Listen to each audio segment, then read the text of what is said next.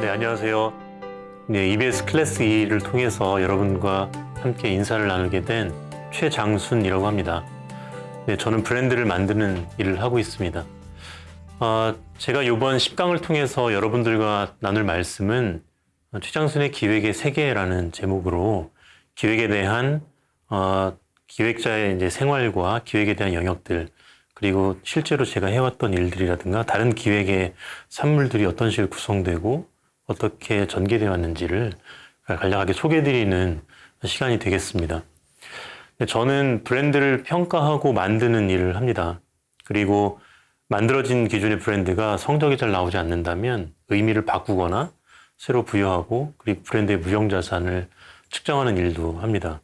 그래서 측정하고 브랜드에 문제가 있다면 가끔은 이름을 바꾸거나 디자인을 바꾸거나 인테리어를 하거나 웹사이트를 만든다든가 이런 식으로 기업이 비즈니스를 할 때 필요한 솔루션들을 만드는 일을 하고 있습니다. 함께 해왔던 브랜드들은 여러 브랜드들이 있는데요. 가령 구찌나 인천공항공사, 이마트, 알리페이 등등의 여러 브랜드들을 하면서 CJ도 있고요. 여러분들 잘 아시는.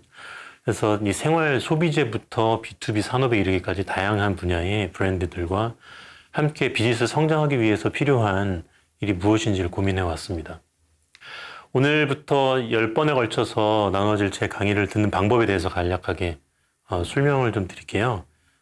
기획의 세계라는 코너를 어떻게 사용하면 되시느냐라는 내용인데요. 아마 쿵푸팬더라는 영화는 다 아실 겁니다. 3까지도 굉장히 흥행에 성공했던 애니메이션이죠.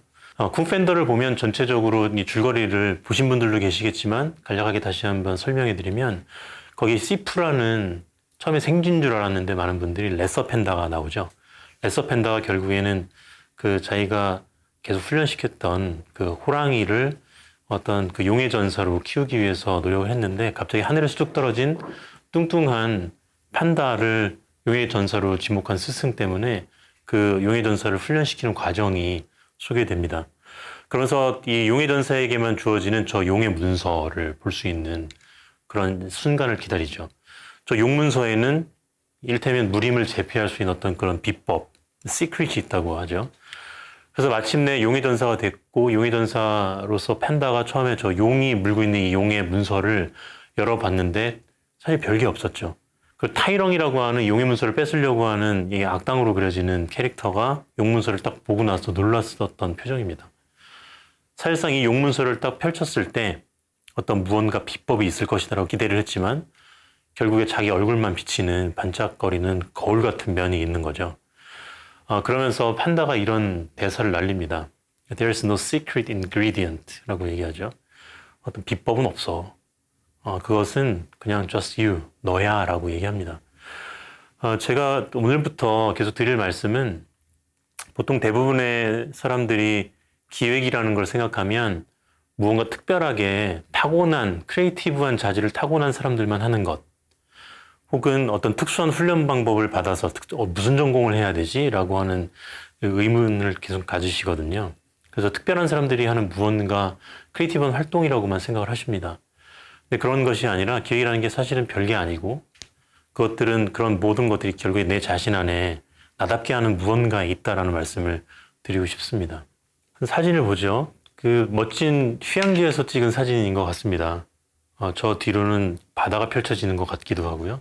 어떤 멋있는 산과 관광지가 펼쳐지는 것 같은 그런 여유를 가진 자의 포즈가 나와 있죠. 하지만 실상은 옥상 물탱크에서 찍은 사진인 거죠. 우리는 일상 속에서 이렇게 자기가 하는 모습들을 프레이밍화해서 남들에게 투사하고 보여주는 데 능합니다.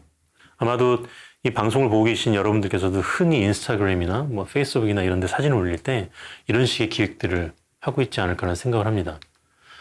한 수년간의 훈련을 통해서 저렇게 거꾸로 설 수 있는 자세를 얻을 수 있을 것 같은데요. 사실 실상은 뒤에서 누가 잡아주고 있는 모습인 거죠. 하지만 이 프레임으로 보는 이미지를 소비하는 사람들은 프레임 밖의 모습을 알지 못하죠. 이 기획의 힘인 거죠. 마찬가지죠.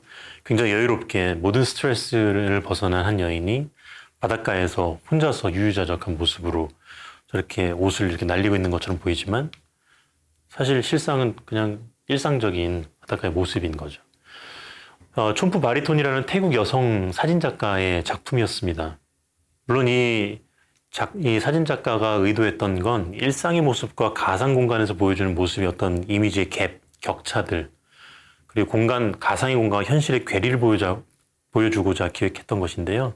물론 그런 부분들도 꼬집어서 이야기할 수 있겠으나 제가 이 사진을 봤을 때는 우리가 흔히 할 수 있는 프레이밍, 어떤 기획의 힘, 이런 것들이 별게 아니고 이런 고도화된 지적 활동을 우리는 아무렇지 않게 하고 있다는 겁니다. 그래서 이쯤 되면 우리는 일상에서 이런 사진쯤은 쉽게 기획해서 올린다는 걸 다 알 수가 있는 거죠. 기획이라는 말의 정의를 찾아보기 전에 우리가 기획이 과연 무엇이냐를 쉽게 생각해 보고 싶습니다. 제 생각에는 기획은 어떻게 하면 되지? 라는 생각이 듭니다. 이 어떻게 하면 되지라는 문장에서는 세 가지 나누어서 생각할 지점이 있는데요. 첫 번째는 이 어떻게라는 거죠. 방법론의 차원이 있습니다. how의 차원이 있고요. 그리고 이 방법론이 나온다면 이것을 어떻게 전략적으로 실행할 것인가에 대한 플래닝이 서야 되는 거죠. 이게 이제 실행의 차원입니다. 그다음 마지막으로 중요한 건 기획의 성패를 논할 수 있는 마지막 결과물, 된다라고 하는 효과의 차원이 있죠. 그래서 잘된 기획의 사례는 이 방법과 실행과 효과, 이 세 가지의 차원이 삼박자가 잘 맞아떨어질 때 기획이 먹혔다라고 보통 얘기를 합니다. 아까 전에 사진에 대한 그런 말씀들을 좀 드렸는데요. 사실상 기획이 우리 일상에 늘 스며져 있다라고 말씀을 좀 드릴 수 있죠. 가령 누군가가 퇴근하고 라면을 슈퍼에서 사고 참치캔을 같이 사갖고 집에 가서 먹는다면 약간의 영양을 선택하는 거죠. 그때는 이 수배 활동에 있어서도 영양이라는 컨셉을 선택하는 거죠. 무엇을 선택하느냐에 따라서도 우리의 머릿속에서 작용들은 이미 기획적인 활동들이 일어나고 있는 거죠. 그 짧은 찰나의 영양 혹은 위로라고 하는 컨셉들을 계속 기획하고 있는 겁니다. 그래서 기획은 언제나 우리 일상에 있죠. 심지어 직장 동료들끼리 밥을 먹으러 갈 때도 기획이 일어나죠. 보통 막내들이 직장에서 메뉴를 선택하거나 보통 그러죠. 우리나라 문화에서요. 선배들이 오늘 뭘 먹을까라고 하면 막내들 머릿속에서는 이 메뉴가 확 돌아갑니다. 그래서 곰탕을 먹을까요? 그러면 어제 먹었잖아 이렇게 나오기도 하죠. 그래서 이렇게 메뉴를 선택하는 과정에서도 우리 일주일 내에 선배들과 함께 먹었던 식단의 구성이 어떻게 됐는지를 한번 점검해 봐야 되고, 그래서 만약에 메뉴를 돈가스로 설정했다면 인근에 있는 돈가스집 중에서 어떤 곳이 우리한테 더 맛있고 좋을지를 찾아보죠. 리뷰를 찾아보거나 혹은 블로그에 나온 어떤 그런 소개 글들을 찾아봅니다. 이런 것들은 소비자 조사 활동에 해당하는 거죠. 그렇게 해서 이제 식당 앞에 줄을 서서 기다리고 있을 때 사람들이 먹으면서 나오는 말들을 또 이렇게 듣게 되죠. 그래서 어떤 식으로 먹는지, 무엇을 주로 시키는지 식당에 있는 테이블들을 계속 유심히 관찰하기도 합니다. 보통 인류학에서 말하는 참여 관찰 행위에 해당하기도 하는 거죠. 사실상 기획이라고 하는 것, 문헌 연구를 하는 사람들, 학자들이 하는 모든 어려운 말로 점철되어 있는 이런 프로세스들이 사실 일상적으로 다 흔히들 일어나는 그런 활동들이라고 할 수 있습니다. Edge of Tomorrow라는 영화입니다. 원작은 All You Need Is Kill이라는 일본 만화를 베이스로 하고 있습니다. 일본 만화의 제목은 너에게 필요한 건 그냥 죽이는 거야 라는 되게 잔인하고 어떻게 보면 좀 천박하다 할 수 있을 정도의 표현 제목인데, 웬일인지 헐리우드의 영화 제목이 훨씬 더 철학적입니다. 일단 이 제목부터 보면 내일의 엣지라고 번역을 할 수가 있습니다. 내일의 가장자리인데요. 늘 우리는 가장자리에 서 있는 상태에서 이 삶의 어떤 결단을 내리기도 하죠. 이 사람과 만날 것인가 말 것인가. 이것도 가장자리죠. 이 사람과 결혼을 할 것인가 말 것인가. 내가 이 학교를 갈 것인가 말 것인가. 이 학원을 수강할 것인가 말 것인가. 지금 EBS 채널을 돌릴 것인가 말 것인가. 이런 것들이 다 가장자리에서의 이 딜레마 혹은 어떤 이 경계에서의 판단들을 하는 경험들 많이 하셨을 겁니다. 이 영화의 주제를 Live, Die, Repeat 이라는 이 카피가 거의 다 설명을 하고 있습니다. 이 영화를 잠시 살펴볼게요. 영화를 보면 이 에밀리 블런트라는 배우는 일종의 잔다르크 같은 역할을 합니다. 전 지구적인 우주인들과의 전쟁이 일어났고요. 그래서 모든 연합군들, 전 세계 연합군들이 우주인 외계인들을 무찌르고자 단결하고 있는 상황인데요. 그래서 가장 많은 외계인들을 물리친 군인이죠. 탐 크루즈는 PR 광고 대행사를 운영하다가 이제 전쟁 통해서 영업이 될 리가 없죠. 이 회사가 돌아갈 수가 없죠. 그래서 PR 공보 장교가 되죠. 그래서 이 외계인과의 전쟁에 많은 용병이 필요하기 때문에 용병을 모집하는 광고를 계속 하고 있습니다.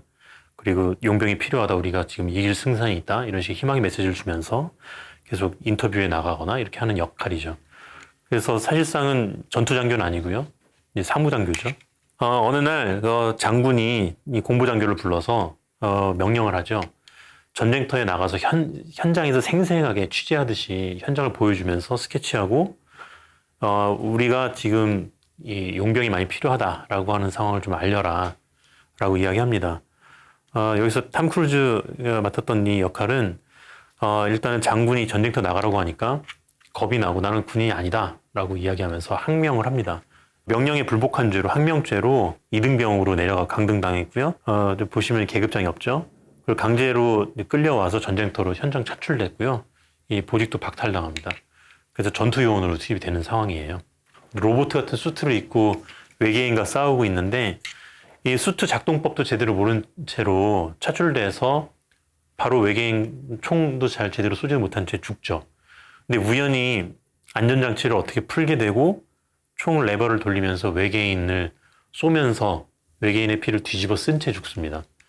근데 이 영화의 설정상 외계인의 그 피에는 시간을 리셋하는, 되돌리는, 다시 처음으로 돌리는 능력이 있었다 그래요. 이 검은 피를 뒤집어 쓴 장면이에요. 시간을 되돌리기 때문에 그 전으로 되돌리면 좋겠지만 다시 이 장면으로 돌아갑니다. 그래서 이 과정이 무한 반복되는 이 무한 루프 안에 갇혀서 이 탐 크루즈가 어떻게 고뇌하고 어떻게 움직이는지를 그리는 영화입니다. 다시 살아났죠? 또 싸우고 죽죠. 근데 중간에 아까 전에 잔다르크로 나왔던 에밀리 블런트를 만나면서 훈련을 받습니다. 그리고 조금씩 자기 전투 능력이 증가되면서 외계인을 많이 물리치기 시작하면서 또 죽으면 다시 죽는 거죠. 다시 돌아오고. 어떻게 보면 우리가 살아가는 생하고 되게 비슷하다는 생각을 했습니다. 이 영화가 그려주는 이 권태로운 삶 자체가 우리가 어렸을 때 공부해서 대학 가고 대학을 가고 나면 또 취업을 위해서 노력하고 취업을 위해서 노력하다 보면 또 연봉을 올리기 위해서 노력하고 그러다가 이 조직에서 안 되면 이직을 해야 되나 이런 생각도 하고 정년퇴임을 맞이하면 우리 수명이 100세까지 이제 120세, 130세 그리고 몇 년 뒤면 이론적으로 사람이 아예 안 죽을 수 있다라고 하는 것까지도 과학자들이 이야기하고 있는 세상에서 남은 여생을 어떻게 살아야 될까라고 하는 사람들이 다 고민하고 있는 지점들이 계속 이런 과정들입니다. 살아가다가 무언가 내 목표가 서면 훈련을 받죠. 그리고 싸웁니다. 그것을 달성하기 위해서 방해가 되는 것들을 없애는 과정들. 그래서 조금 더 실패하면 조금 더 정교한 기획의 과정들을 계획을 세우고 다시 거기서 킬 당하는 거죠. 다시 실패하고 다시 저 과정을 반복하고 돌아가는 과정이죠. 어찌 보면 계절이 반복되고 우리가 일주일 동안 금요일, 불목이라고 하죠. 목요일에 해방감을 맞이하고 주말을 맞이했는데 다시 월요일이 찾아오는 것과 같지 않을까 이런 생각도 해봅니다. 이 오늘과 시간에 대해서 잠시 생각을 해보면 우리는 흔히들 시간성을 이야기할 때 과거, 현재, 미래를 얘기합니다. 그리고 마치 무언가 물리적 실체로서 과거가 있고 현재가 있고 미래가 있는 것처럼 대화를 나누죠. 하지만 곰곰이 생각을 해보면 쉽지 않게 우리는 늘 현재만 살아가고 있다는 것을 알게 되죠. 과거는 과거화된 현재였고 그리고 아직 미래는 한자 그 의미 그대로 오지 않은 현재인 것이죠. 우리는 늘 현재만 살아갑니다. 현재살이라고 할 수 있는데요.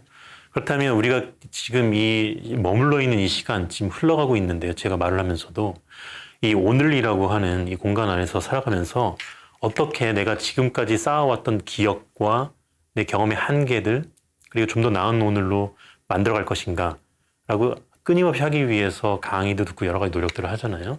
그게 이제 이런 과정들이죠. 그래서 우리는 늘 오늘보다는 좀 더 나은 내일을 기대하고 삽니다.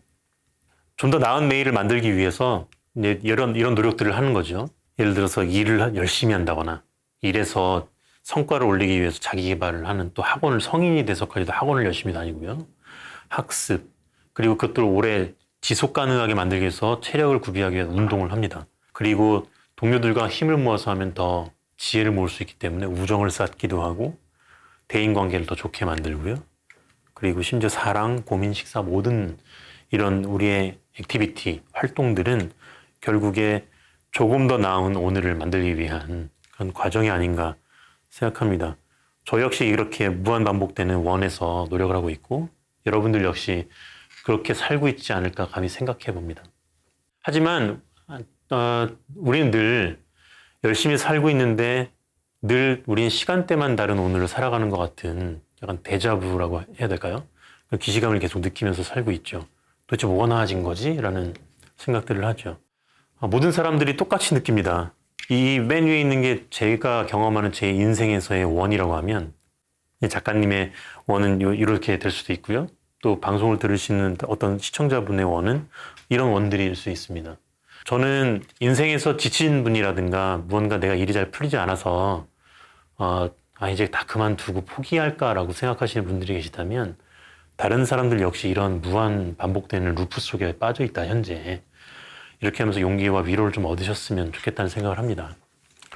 저 역시 늘 이 오늘에 묶여 있죠. 어떻게 이걸 벗어나기 위해서 발버둥 칠 것인가를 좀 고민하고 있는 거죠. 니체가 정확하게 이렇게 표현하지는 않았고요. 니체의 사상을 이제 후대 학자들이 요약을 해보면 그 동일한 것이 이 동일한 사물이건 동일한 사태건 무언가가 영원히 다시 돌아오는 상황을 이야기합니다. 그리고 우리가 앞에서 살폈지만 영원히 왜 나는 오늘에 머물러 있는 느낌인가 라고 하는 것도 영원 회귀와 같은 느낌이지 않을까 싶습니다. 여기에 대한 해석들은 여러 가지가 있지만 저는 후대 여러 학자들 가운데 이 영원 회귀를 바라보는 어떤 자세 혹은 세계관, 인식을 어떻게 할 것인가를 저는 이렇게 해석하는데요. 그러면 굳이 동일한 것이 계속 반복되고 다람쥐 쳇바퀴 도는 것처럼 그런 상황에 맞닥뜨린 수밖에 없다고 한다면 태생적 한계 조건으로서 이 안에서 어떻게 조금씩 틈새를 비집고 차이를 만들어낼 것인가 그런 노력이 필요하지 않나? 왜냐하면 우린 좀 더 나은 오늘을 살고 싶으니까요. 결국에 이 영화 속에서 탐 크루즈는 외계인을 물리치고 세계 평화를 이끌어냅니다. 무한 반복된 루프에서 계속 조금씩 틈새를 만들면서 차이를 완전히 만들어낸 거죠. 이게 기획이 필요한 이유가 아닐까 생각합니다. 예를 들어서 남자가 됐건 여자가 됐건 집안에서 살림을 보는 사람이 있다면 아이에게 맨날 그리고 상대 배우자에게 같은 반찬을 차려주지 않기 위해서 끊임없이 아이디에이션을 하죠. 오늘 어제도 계란 메추리알을 먹었는데 오늘은 좀 쥐포를 뭐 해볼까? 깻잎 뭐 무침을 해볼까? 이런 것도 되게 일상의 소소한 변화를 만드는 기획 행위죠. 매주 다른 경험을 선사하고자 아이와 놀러 갈 곳을 계속 검색해보는 부모님들, 주말마다 놀러 가는, 그리고 매일 권태와 매너리즘에 빠지지 않기 위해서 동료들, 후배들에게 혹은 뭐 선배들에게 무언가 계속 새로운 볼거리를 선사하려고 노력하는 회사 선배들, 동료들, 후배들. 그렇죠? 그리고 매일 즐겁고 새로운 경험을 하기 위해서 그리고 활력과 이 설렘을 유지하기 위해서 데이트 코스를 무수하게 벤치마킹하는 연인들. 다 어떤 일상을 벗어나는 기획 활동들을 실천하고 있다고 생각합니다. 저는 개인적으로 기획자를 상징하는 메타포를 우주인을 많이 얘기하는데요. 우주인이야말로 끊임없이 땅으로 우리를 끌어내리는 중력이라는 존재를 거부하는 어떤 메타포죠. 중력이라는 거는 철학에서도 대부분 현실로 우리가 중력 때문에 땅에서 안정감 있게 걸어 다닐 수가 있잖아요. 그래서 끊임없이 현실적 사고방식을 유도하는 관습이라든가 기존의 어떤 사유체계 이런 걸 중력에 비유하죠. 그래서 이 중력의 존재를 계속 거부하는 우주인이야말로 기획자의 어떤 한 전형적인 모습을 보여주고 있는 게 아닌가 생각을 합니다. 현실적으로 이번에 메타포는 아니고요. 중력을 거부한 사람도 있죠. 중력을 거부하는 여러 가지 운동들이 있는데 그중에 대표적인 스포츠는 높이뛰기입니다. 이미 많이 알려진 딕 포스베리라고 하는 높이뛰기 선수인데요. 이 딕 포스베리가 장대 높이뛰기를 할 때 이 사람이 만든 자세입니다. 지금은 다 이런 자세로 넘어가죠. 그전에는 이렇게 하늘을 본 게 아니라 땅을 보고 넘어갔거든요. 그러다 보니까 다리도 중력에 의해서 내려가는데 다리를 꼿꼿이 펴기도 어려웠을 뿐더러 기록갱신이 안 됐었죠. 딕 포스베리는 앞으로 뛰었던 이 기존의 중력과 같은 이 높이 뛰는 방식들을 뒤로 뛰는 방법으로 바꾸면서 새로운 차이의 지점을 만들어냈습니다. 요거는 제가 진행했던 케이스인데요. 서울시에서 쓰레기를 하도 무단 투기를 많이 하니까 한강에서 무단 투기를 어떻게 좀 그 벌금이나 그 페널티의 방식이 아닌 방식으로 쓰레기 무단 투기를 좀 막아볼까라고 하는 같이 기획을 했었고요. 재능 기부로 진행했던 프로젝트입니다. 그래서 우리는 쓰레기를 버린다라고 하는 이 페널티에 해당하는 행위에 집중한 것이 아니라 쓰레기통을 중심으로 쓰레기를 먹는다라고 발상을 바꿨고요. 쓰레기를 먹는 먹개비 비닐봉지라든가 그리고 쓰레기 먹는 먹개비 캐릭터들로 웹툰을 만들고 만화를 만들고 바이럴 부분적으로 일으키면서 그래피티의 아티스트들과 이런 쓰레기통을 많이 만들어서 한강에 설치했었고요. 그렇게 행사했던 한 일주일 정도를 행사를 했고 우리 기획이라는 게 결국에 거창한 무언가가 아니라 일상에서 사소한 변화 하나만으로도 사람들의 움직임을 바꿀 수 있다라는 이런 말씀을 드리고 싶습니다. 몇 가지 우리가 일상 속에서 기획의 이런 부분들이 연습해 볼 수 있는 쉬운 방법을 좀 소개해 드릴게요. 가장 쉬운 원칙 중에 하나는 그냥 일상적인 것이 놓여 있는 위치에서 그것이 놓여 있을 거라고 상상되지 않는 다른 위치로 이동시키는 겁니다. 새로 무언가를 만들고 창조하는 작업이 아니라 장소성만 바꾸는 거죠. 우리나라도 한때 한 10년 전인가요? 아프니까 청춘이다 이런 말들 막 유행했습니다. 그렇죠? 근데 어떻게 보면 좀 불편한 여러 의미까지도 해석할 수 있는 말인데 해외에도 가령 뭐 되게 쿨한 척하는 그런 멘션들이 많이 있었죠. Too young to die. 뭐 죽기엔 아직 젊잖아. 뭐 이런 식의 젊은 친구들이 받아들이지 않기 시작한 거죠. 재미도 없고 너무 요즘 말로 뭐 라떼 is horse 막 이런 말 하잖아요. 라떼는 말이야. 그런 말 같이 돼버린 거예요. 그래서 하나도 쿨하지 않다 이제는. 그래서 일상적으로 우리가 흔히 보는 저거는 화물 배달하는 그냥 DHL이라는 그냥 로지스티스 운송 브랜드잖아요. 하나도 쿨할 이유가 없죠. 하지만 패션이라는 카테고리 안으로 저게 들어오면 갑자기 이들에게는 쿨한 브랜드가 되는 겁니다. 그리고 비상구인데 이런 식의 디자인으로 비상구가 붙어 있어야 될 비상 통로 위치가 아니라 약간 어떤 부츠나 신발, 어떤 디자인 아이템으로 갖고 온다면 이건 굉장히 쿨해지는 거죠. 마찬가지 영수증 같은 건 우리가 흔히들 보고 심지어 영수증은 받지도 않고 많이 버리는데요. 버려주세요라고 하는 쓰레기를 양산하는 애물단지가 돼버렸죠. 이런 것도 옷에 레이블로 들어오면 굉장히 쿨한 무언가가 되는 거죠. 그래서 기획을 할 때 무언가 막히면 일상적으로 봤던 어떤 요소를 다른 장소로 이동시켜 보는 겁니다. 제가 자동차 브랜드를 만들 때 아이디어가 막히고 잘 이제 멈춰버리면 저희 팀에서는 다른 카테고리를 가져와서 생각해 보는 연습들을 했어요. 만약 이게 정장이라면 어떨까? 수트 브랜드 이름을 만들어 본다고 생각해보자. 아니면 의미의 장소성을 바꿔보는 거죠. 그럼 새로운 발상들이 생기는 겁니다. 결국에 이거를 조금 더 유려한 철학적 표현으로 말한다면 반복을 극복한다라고 말씀을 드리고 싶어요. 늘 반복되는 무언가에 빠지지 않고 그걸 극복할 수 있는 다른 차이의 지점들을 갖고 오는 거죠. 장소가 바뀌면 생각도 바뀝니다. 이거는 말 그대로인데요. 어떤 멋있는 표현도 아니고 책상에 앉아 있다가 아이디어가 안 떠오르면 그냥 거리로 나가야 돼요. 그 서점을 가건 길거리에 앉아서 똑같은 일을 하거나 아니면 친구와 대화를 하거나 아니면 옷을 한번 갈아입는다거나 모자 하나만 바꿨어도 기분이 달라지고 안경을 쓰던 사람이 컨택트 렌즈를 낄 때 그리고 목걸이를 차지 않았던 사람들이 목걸이를 착용할 때 반지를 차지 않았던 사람이 반지를 낄 때 자기의 사고방식과 에티튜드가 달라지기 때문에 세계를 보는 인식 자체가 달라집니다. 보이지 않았던 것들이 보이게 되죠. 그래서 다채로운 기획적 아이디어를 하고 싶은 분들이라면 새로운 시도를 서슴지 않고 시도해보는 그런 노력이 필요합니다. 내가 생각하는 장소, 실제 물리적 장소도 바꾸는 것, 그리고 내 생각의 대상이 머무는 장소, 생각의 대상이 비상구라고 한다면 통로에 있었던 것을 옷으로 갖고 온다거나 하는 것이죠. 오늘 1강에서 말씀드린 내용은 앞으로 이제 본격적으로 펼쳐질 내용에 대해서 말씀드리기 전에 기획이라는 것을 우리가 어떤 식으로 대해야 될까에 대해서 말씀드렸습니다. 기본적으로 별게 아니다. 기획을 두려워하지 말고 혹시 누군가 기획이나 새로운 아이디어를 뽑아내야 되는 스트레스, 강박에 사로잡혀 계신 분이 계시다면 저를 보고 위로를 얻으셨으면 좋겠는데요. 제가 중학교 때 마지막으로 측정했던 것 같은데 IQ가 제가 기억하는 제 마지막 IQ는 109입니다. 제 친구들이 다 110, 120이 넘더라고요. 그래서 저는 일단 그때 한번 좌절했던 어렸을 때 기억이 있는데 그래서 검색을 나중에 해보니까 보노보 침팬지의 IQ가 110과 120을 왔다 갔다 하더라고요.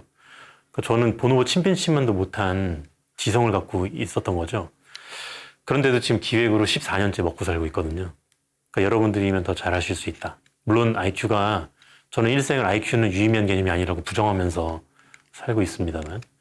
그래서 마지막으로 드리고 싶은 말씀은 기획을 하는 데 있어서 겁을 먹지 말고 스트레스에서 벗어나고 동일한 것, 우리가 늘 겪어왔던 동일한 것에서 어떻게 차이를 만들 것이냐.